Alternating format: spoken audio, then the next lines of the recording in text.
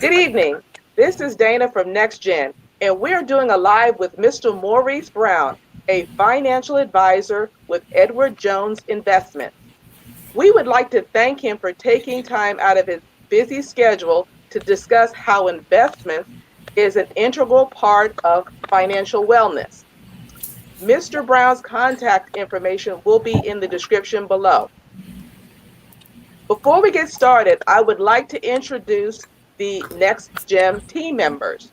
We have Ariel, and we Hello. all, and we also have Damon on the line as well. Thank you again, Mr. Brown. And before we open the floor to our audience, my co-host Damon has prepared a few questions for you. Appreciate Turn it that. over to you, sir. Thank you.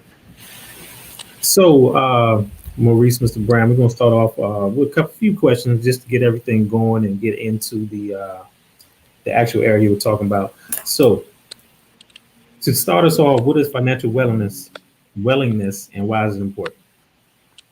Financial wellness is being whole or well financially, um, a state of health financially, being healthy financially. And I've come to realize in my 43 years here on the earth that it's good. It plays an important part in being well, and it affects other areas of your life. Whether you need medical attention, it's good to have finances to take care of that, or whether you know physical or spiritual, or everything. Money plays a big part of it to make sure it runs well. So being whole or well financially, being at a state of health, it is very important, because finances is attached to, like I said, a lot of areas in a person's life. So that relieves a sense of a certain amount of stress on your life, and it's proven medically that stress can be one of the major cause of certain illness, unseen illness in your life, heart disease or what have you. So to have that particular part in your life well and whole, that things that you relaxed, and you don't have to take a vacation and worry about where the next bill or meal is coming from. It's very important because it actually affects your mental capacity, your spiritual capacity. So it's important. Yes, very important. Absolutely agree 100%. And let's get into a little bit more about you. What got you interested in becoming a financial advisor? Uh, what got me interested?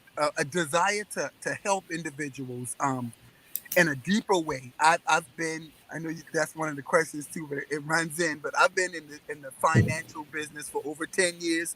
So, but um, just being in certain areas, I wanted a deeper sense of helping people to reach goals. I'm a teacher by heart. I have a heart of a teacher, so I love to explain and teach. As you can tell, sometimes I go over my questions, go over answers, but it's just being able to engage and help individuals. I'm a motivator by heart. I love to inspire and encourage and see people do well. So that's a part of my faith, and so I use that part of teaching in my actual career, and that's why I love it so much. And just a desire to see individuals succeed, especially us as a people mentally, the way we think, the way we do, and we need to think positive. It's all about the way you think, because so is a man thinketh in his heart, so is he. And I truly believe that. So you can Absolutely. also affect the way you think in every area of your life. And finances is a big way we need to affect it positively so we can have positive results financially. 100%. You're absolutely right. What are some of the educational requirements to become a financial advisor? You would need a series, take a certified series 7 and 66 license. And it's I would call it we call it a beast. The actual test is, but it's a lot of studying, a lot of I think it's about I want to say 2 hours worth of testing, but it seemed like it was 2 days. I had to come back a day and a two, but it's a lot of testing, but it's to me it's worth it in order if you have a passion and for what you do. So yes, you would have to be certified a Series 7 and 66 certification, and Okay. and also be insured. Have an insurance license as well, which is part of it. Yeah. Yeah, I'm sure that's a big one too. hmm So let's talk about clients. You mostly deal with corporations, one person at a time, or which do you prefer dealing with as far as clients? I prefer individuals. I can deal with businesses as well if they need. We're qualified to equip companies, their 401k plans, etc. But individuals, I work with. I have a heart and compassion for for widows, seeing them, making sure that once they they're left alone and they may have this sum of money that was left to them and not knowing what to do with it, make sure they're well taken care of. Because I'm a product of a single parent home, and my mother and she, they're my dad and her were divorced for years, but he passed away first, and but just seeing mothers, single parents, taking care of elderly, etc., and also church leaders, knowing that they're well taken care of for the work that they do, and also young individuals who are going off and playing athletic, or into um, maybe a product of maybe a good candidate for athletic scholarships and going for the pro and stuff, and they're getting out there and don't have an understanding when they're given all this money, but to have someone in place to help them you know allocate the funds properly and making sure they're taken care of and their family taken care of, just in case, God forbid, accident happen on the field. And of course, we know, without them, they have nothing to fall back on. And sometimes a lot of them get out there and they just spend all of the money, or they're left with nothing. And I want to stop that. I want to educate our brothers on how to be wise with the funds that God has blessed them with, using their talents to to change the generation, to change their lives and their families' life around them. So those are what I try to hone on and focus on. Okay. Okay. Mhm. So break down for us and everybody here the difference between accredited and non-accredited investors. Okay. Let's see. That's question number 6. All right. So accredited means an organization that has proven itself as legitimate establishment. One thing about the company that I worked for, Edward Jones, they've been in the business for going on 100 years. Okay, so this company is actually old enough to see that in the 30s. I think the last pandemic happened. They were actually, we have history of that. Of that incident.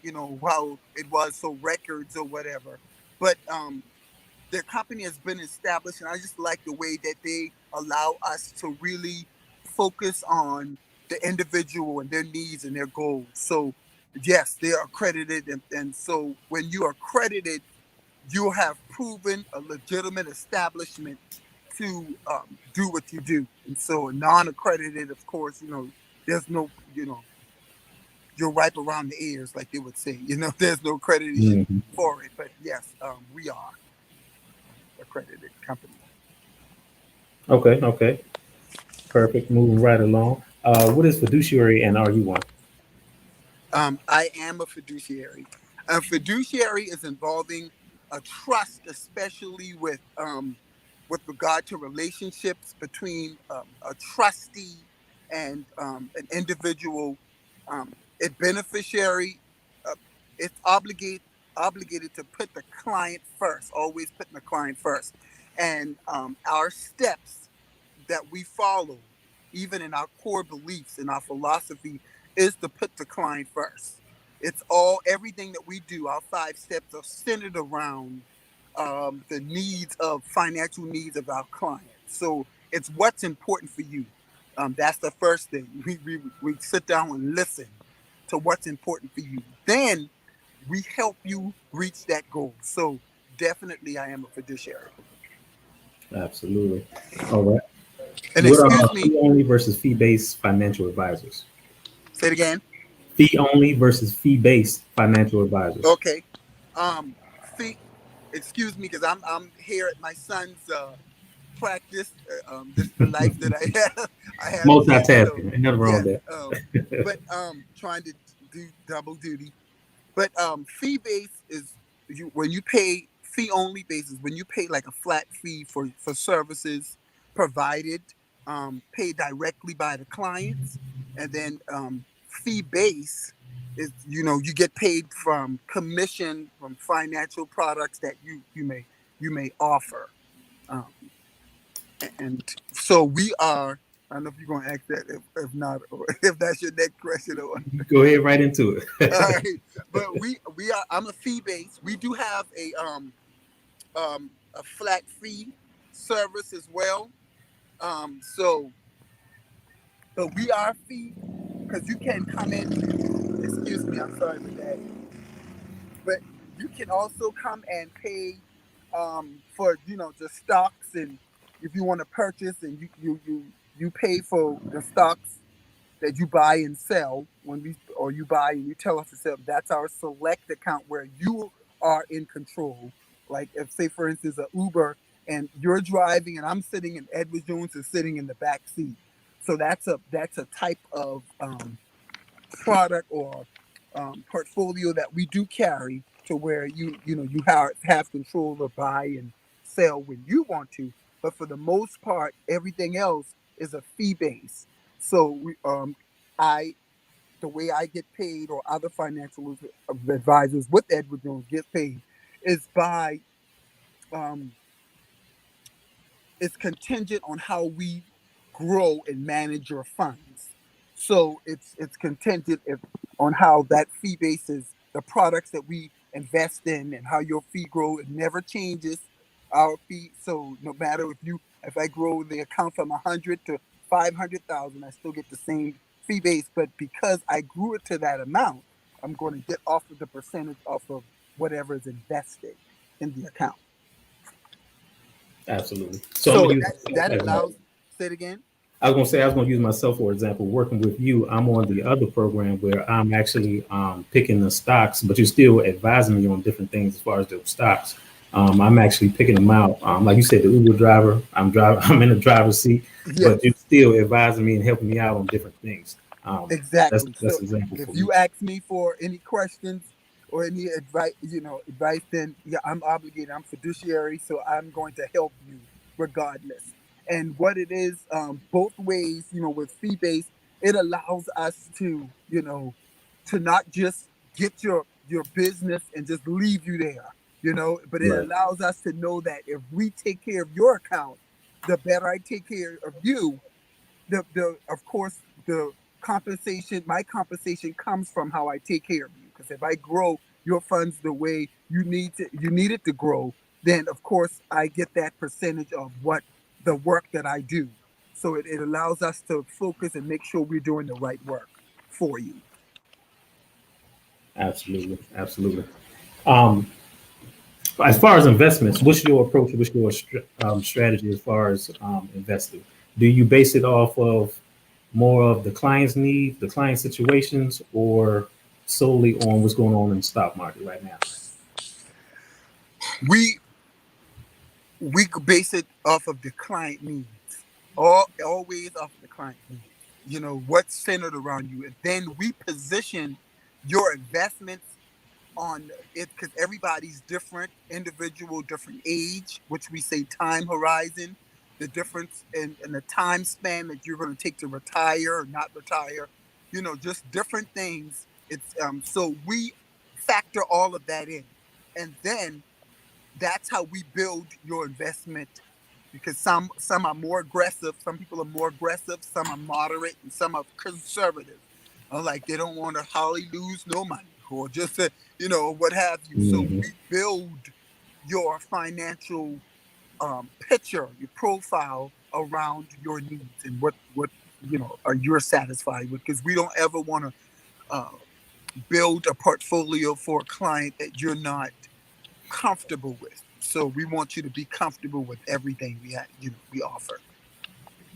Absolutely, absolutely. Again, I'm gonna use myself as an example. Working with me, you definitely got to know me. You interview me, you know me, my family, my situation, and you kind of build your philosophy and the structure around what you learn from me and what you know about me and my situation. So I definitely like that. That's a good, perfect example of what we're talking about right now. That worked out perfectly. I think I was kind of in the middle. I know it's going to be some risks, willing to take some risks and willing to um, go to another level later once I get more comfortable too. So Exactly. that was perfect. Um, do you have any like minimums as far as getting into it, investing? Are there minimums or how does that work? So we're very flexible. Like I said, we have our select accounts where the Uber that you're in the driver's seat, so you can start off whatever stock you want to purchase, whatever amount that stock or that share is, you can go ahead and purchase it, whether 50, 30, whatever you want to purchase that stock for.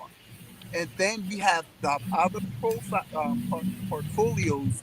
There is minimums to that you can start, or it depends on how aggressive you want to go with that particular portfolio, or how close you are to retirement, or what you're bringing in, or what you can contribute at the time. So yes, we have both. Okay, okay. Hmm. On communication, how often are you talking with your clients? Is it up to them, or is it up to you, or is it up to how the stocks are performing? How often are you talking with? Okay, so we do have a company minimum. We have to have quarterly, our meetings with the client at least once a year. But preferably, we do what we give the client options: quarterly, every 3 months, semi-quarter, every 6 months, or at least once a year. So whatever they're comfortable with in talking with us and wanting us to contact them. But usually it's quarterly, or every 6 months, or to a year, at least once a year. Okay, We go over everything and make sure nothing has changed. Nobody got married. Nobody had a baby. Just catch up on just getting to know the client, and making sure that their financial picture hadn't changed from the last time we spoke. okay. That's usually in person, by email, or it's up to the client. That's usually over the phone. It could be in person. Before this pandemic, is usually, especially our annual review, was in person. But now, for CDC, and big precautions, they're doing more WebEx over the phone. But Mhm. we would have to actually talk to our clients when it Getting comes used to to the new normals. Um, what do your clients like about working with you? that. My clients like working with me because I am friendly. Hopefully, I'm a personable person.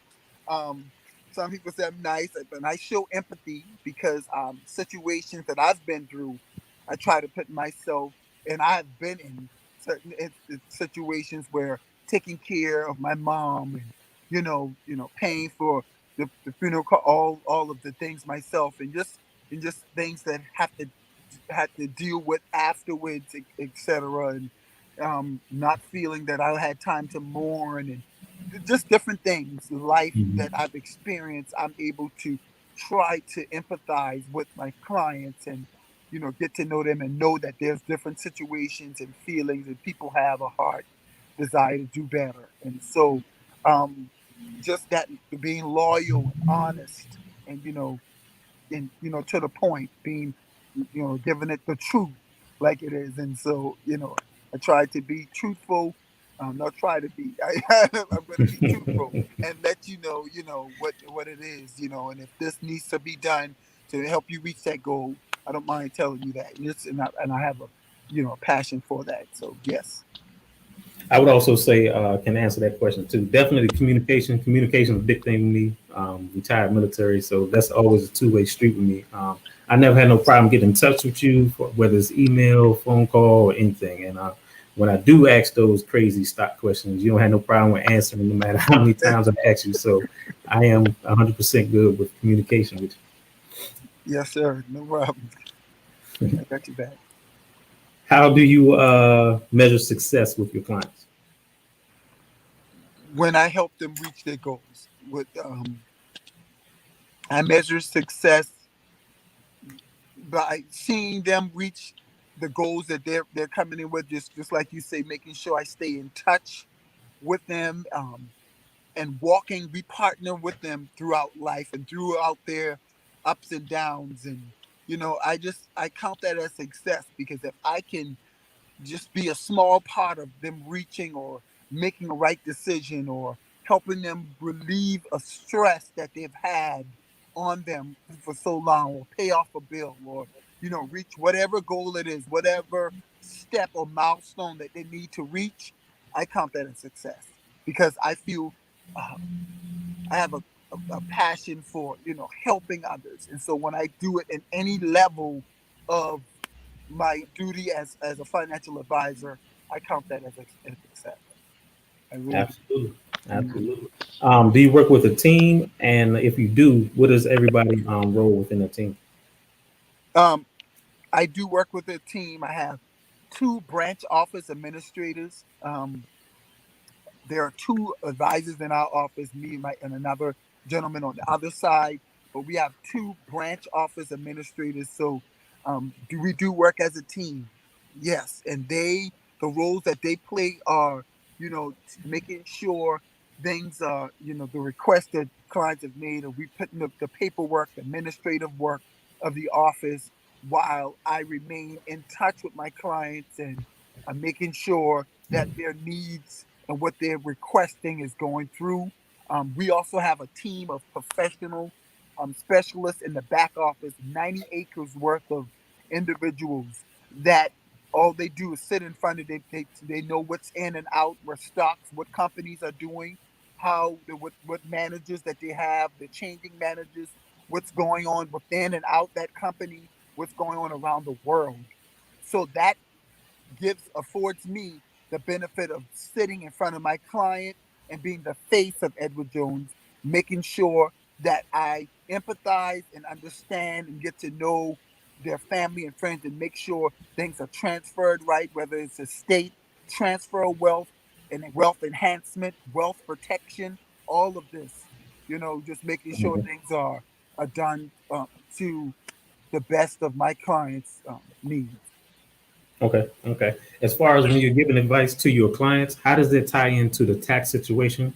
If it does, how does it tie into it as far as taxes? Well, we partnership with tax experts, because we're not we're not accountants, but we Hmm. partnership with accountants, with the lawyer, with estate planners. We have our own, that actually we have an estate planner that actually comes once a month to our office location, and we set up appointments if anyone needs that taken care of. Free. The first consultation is free. We sit down together and we devise a plan. He listens to what needs to be done for you and your family, or what you would have or desire to be done, making sure your wills or trust is taken care of.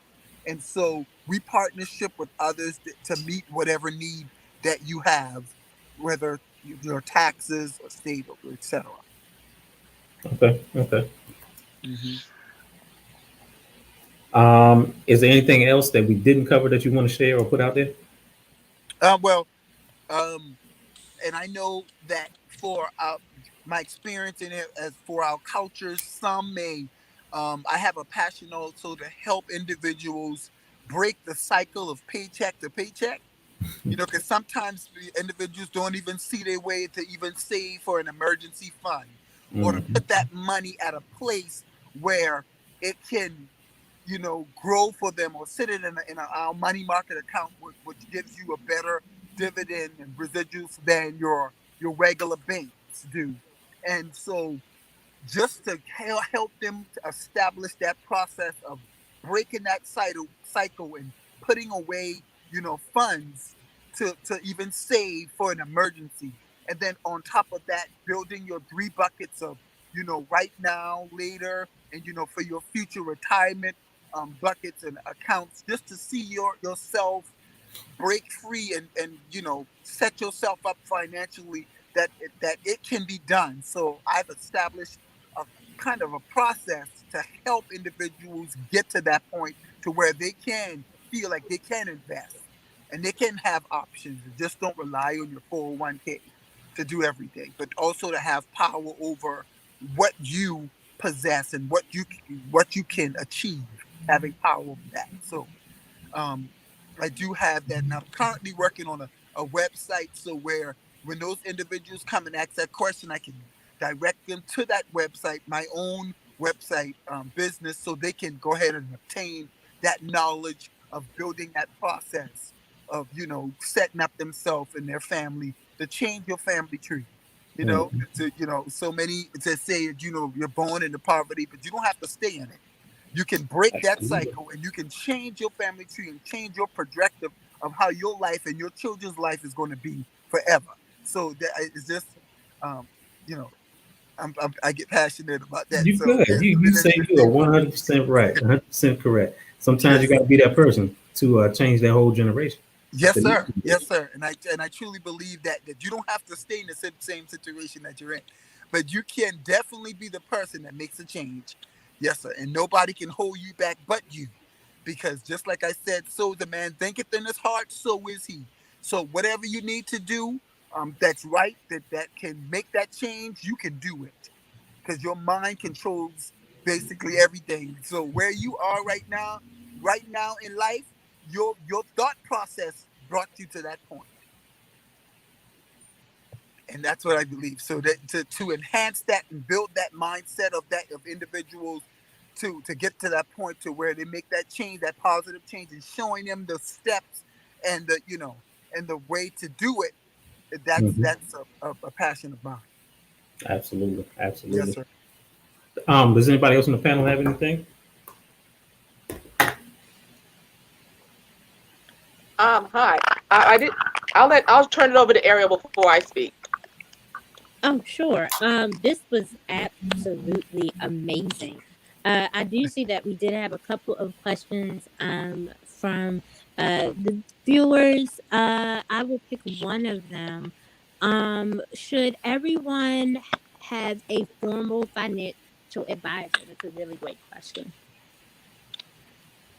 I believe yes in different areas. I think if you are many people may even, I say yes, and the reason why I say yes is because if you even look at certain statuses of individuals who have reached certain heights of wealth, if you check the wealthy on down, if you check most of the wealthy, that they do have a financial advisor, because like when you in the life process and you're trying to build yourself, and you don't need to make sure, there's a proverb that I hold there, it says to look well to your flocks, and what it was saying to look well to your income, making sure things are being done properly, because like I said, it reduces stress, it reduces, especially if you're a person that's not a money guru, or is not money savvy or good with money, and allocating and making sure things are done right. Yes, definitely you need a person that, at least it will be a third party to talk to you. And it's not only, we not like I said, we not only do stocks and bonds, but we do wealth transfer, wealth enhancement, wealth estate, with the, like, when loved ones pass away, knowing how to take those steps, knowing what to do in that process when it comes to, if you're left with anything, just making sure things around in your life are at the right place for you, so that will be a less stress on you. That's absolutely amazing. Now, this question, it wasn't, as I was writing my notes because this was so good. I did have a question. What is one piece of advice that you would give, maybe to an individual that's watching this channel and say, "Hey, I maybe want to do what Maurice is doing. Like this sounds good enough, to me to want to be able to help other people." What's that one piece of advice that you would give to them? Go for it. Believe, and to say that always encourage yourself, knowing that you can do it. Apply yourself. Go, look at the tests. Go ahead and practice and build yourself to gain that knowledge that you can do that, so you can obtain that license and those things that needed for it, and do it. That you have the power to do it, because there's not enough of us out here. So we do definitely need to see. And I felt proud when I saw other African American men and others just look at and say, you know what, I've never seen a young African American financial advisor before. And that made me, you want to go forward even more, say, well, we need to see, and you can do just like anybody else do. And I told a family member this, and I don't want people to take this the wrong way, but I believe that I could have been without seeing African American up as the president. I didn't have to wait on Obama to take his position to believe that I can achieve whatever I wanted to be. And so we need to have a mindset to see ourselves to wherever we want to be in life, and don't wait on others to really motivate us, but motivate yourself. Speak to yourself. Tell yourself that you can, and you will eventually become what you say you are. So because I believe that life and death is in the power of your tongue. So you have what you love to say. So if you continue to release that in the atmosphere, it'll come to fruition. So that's just what I believe. And it has worked for me. So I believe it'll work for others as well. Amazing, amazing. He can advise y'all financially and give you a whole word. All right, I'm about to give a whole offering, okay? I am here for it. I so appreciate you. So I'm gonna turn it over to you, Auntie.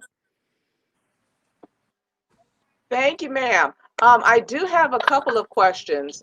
Now, keeping in mind that we do have a worldwide audience, everyone is going to be able to enjoy this live stream, and they definitely will learn from it. So, this is a question for me. Do you teach your clients how to read the stock market? I know nothing about it. Okay. Yeah. To read it, yes. We do get. We explain how it works. So much if they because they have the opportunity to actually look online and see what they're invested in. So yes. So I've never gotten to a client who wanted to get into logistics of this and that, but as far as how it works and how it fluctuates, yes, it does. Yes, we do explain if they want to know how it does for the technical parts of things. Of course, we have, like I said, the 90 acres of individual professionals who they know the ins and outs of everything. So they always encourage us to make sure we are listening and meet the needs of the clients as far as knowing what their desires are to reach their goals. But as far as the technical, every you know every stock that just came out, I'm gonna be honest with you, I wouldn't know every stock and everything that come out, but I can find the answer for you, because we do have those people in place to find out and know what's going on. But yes, definitely, if they want to know how it works, we can. Now, this question is not really negative, it's more to be informative. So, when we talk about taking risk, some people may not know the difference between when they put their money in a checking account, when they put their money in a savings account, a money market, a certificate of deposit. So, when we're talking about investments, when you're saying taking risk, what do we mean? What do you mean by that? Okay. So like your savings account, like your checking account and your savings, the bank uses your money to meet their needs, right? So when you look at your checking account and you see every quarter, every 3 months, the dime or the pennies that they deposit in your account, they use that, whether on paper or physically use your money, but they use it to fund and to be the bank and use your money to fund other things in other people's accounts. So when you come to an investment firm, we have money markets that, we attach it either to a growth stock fund where it gives you that dividend or what have you. And then we have portfolios where, just like your 401k or IRA, it's invested. So like a stock is ownership within a company. So say, for instance, Nike or McDonald's or Walmart, if you buy their shares of stock, then you own a piece of that company. Now, if that company doesn't do well, if they're not doing well this quarter, this 3 months, or if they went down in their sales, that affects your ownership, your money that you've invested in that company. So that's a risk. That's part of the risk, that your value of your dollars that you put in is going to fluctuate. It's going to come down some. Or if they do well, it's going to come up. But that's a risk that you take. All right. So we teach about, quality products and the longevity of keeping that money invested, because over a long period of time, because of the rate of inflation, the demand for and supply and demand for certain products, as some of us may know, I'm in my 40s, and in the early 70s, you could buy a brand new house, but for $20,000-$30,000. But right now, a brand new home is 200 to 300,000. That's the rate of inflation. When fuel was 80 something cents a gallon, and now, $1.50 going to $2 something a gallon, that's the rate of inflation. So over time, prices go up. So when you've invested in the companies where those things,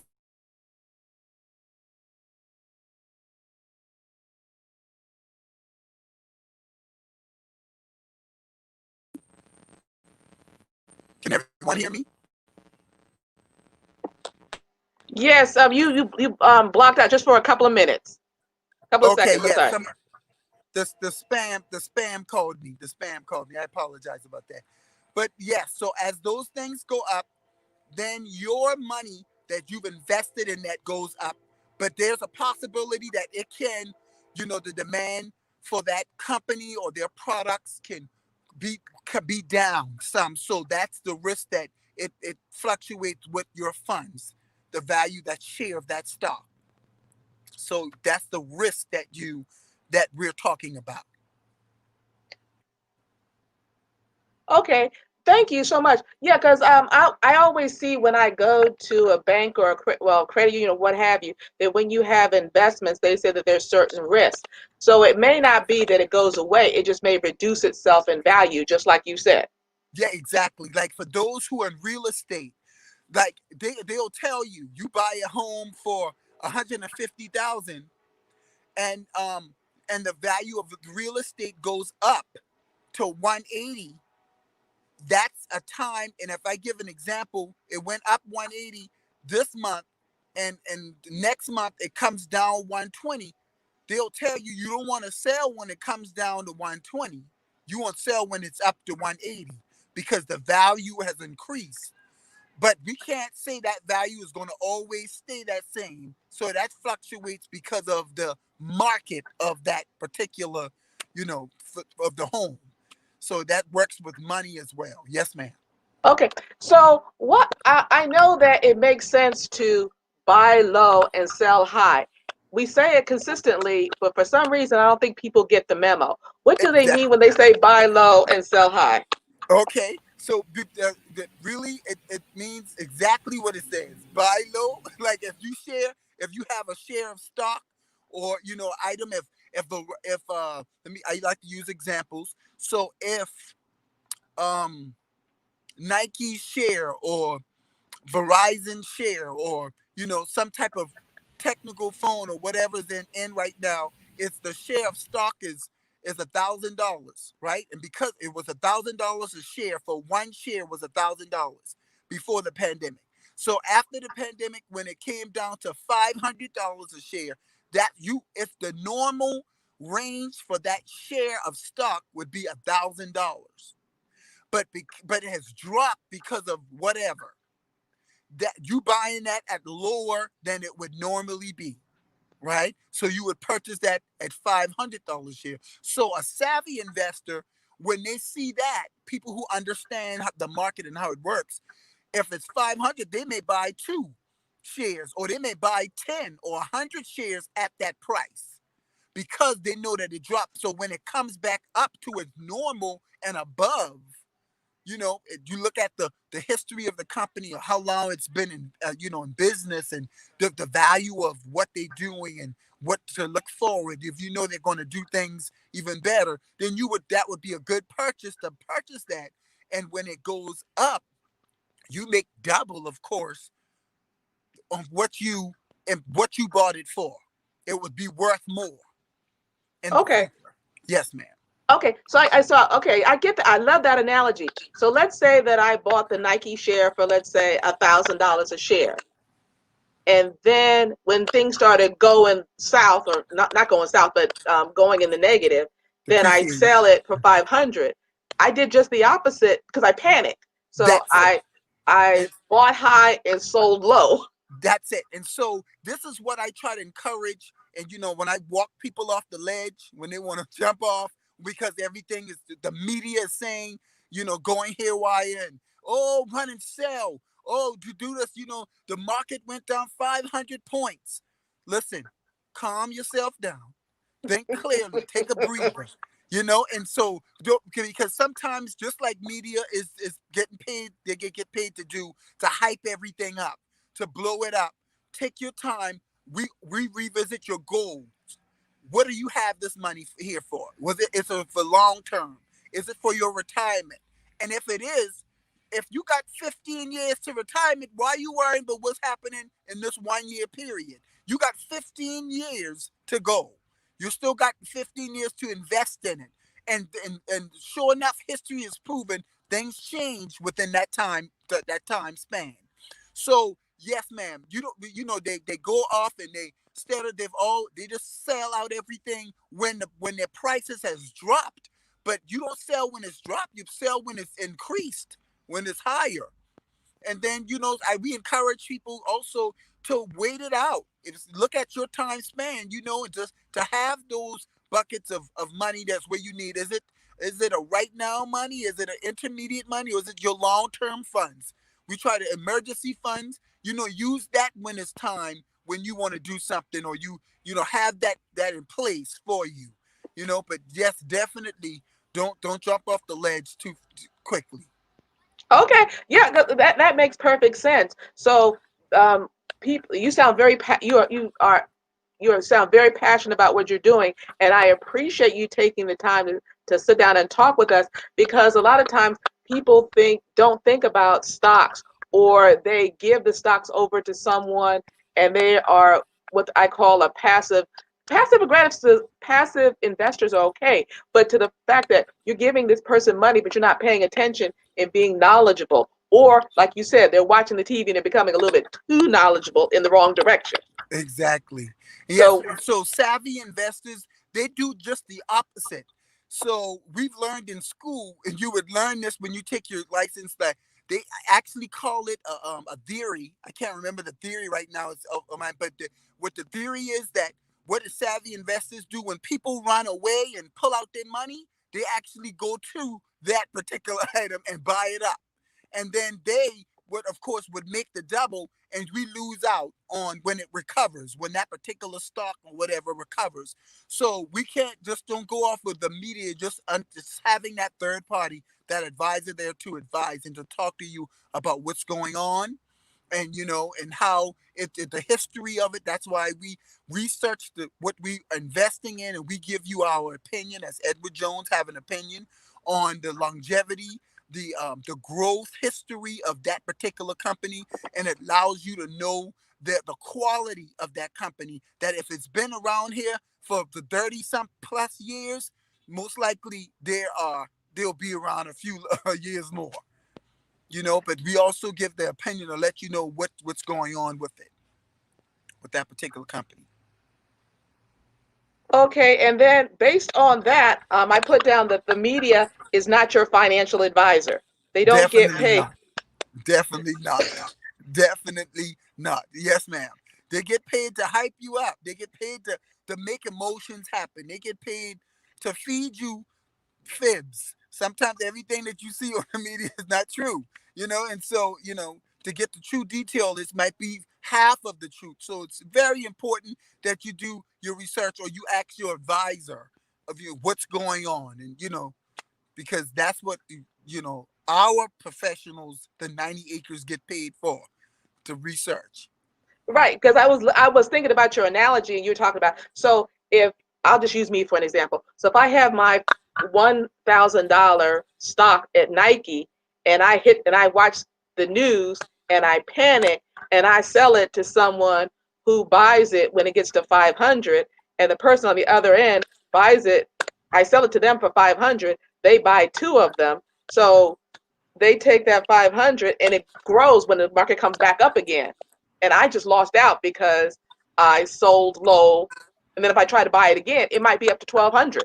Exactly. So guess I lost out by not paying attention to your wise words. Exactly.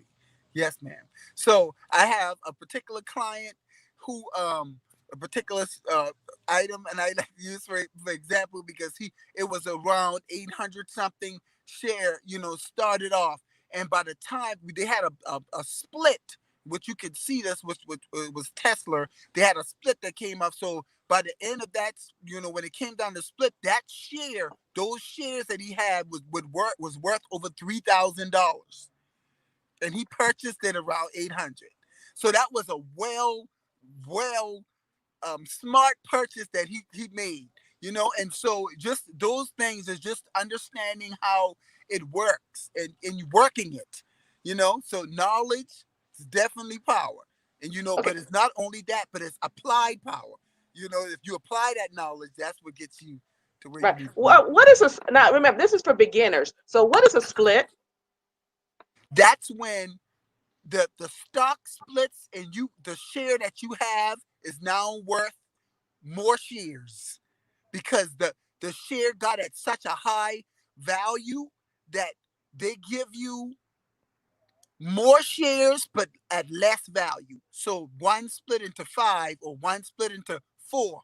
If you had one share, now your one share becomes 4 shares or 5 shares, but it's worth less now. That's how they put the value of it less now than your one share was worth. Because if he purchased at 800, and that one share was $3,000, now it's at $3,000 a share. In order to get that share back affordable or come down some, they split, because you purchased at a good price. They split and give you more shares, but at that less value. Okay. Okay, great. Thank you. I appreciate it. Does the panel have any other questions? This is a lot. This is wonderful. We have to have you back. I'll be happy. Miss Ariel? Oh no, this was amazing. Thank you again. I'm good. Thanks. My co-host? Nothing else here. That was perfect. That was great information, and I'll probably be calling you here just sometime the rest of this week about a couple things. No problem, bro. Don't be watching TV.